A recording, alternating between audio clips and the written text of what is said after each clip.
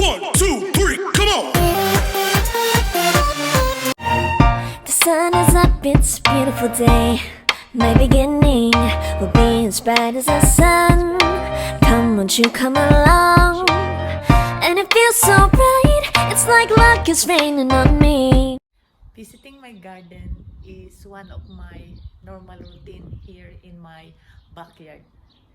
And harvest time is one of those days which I'm so happy and excited. By the way, this is Merlinda Casapao, your happy gardener living here in the countryside of Australia.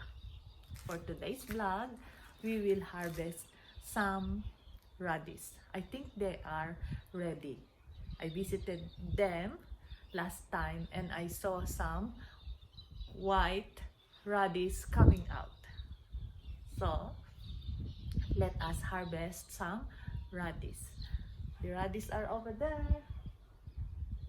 And I'm so excited to harvest some radish and to eat it and make it as a salad from with some tomato. Come, join me as I harvest my radish. Enjoy!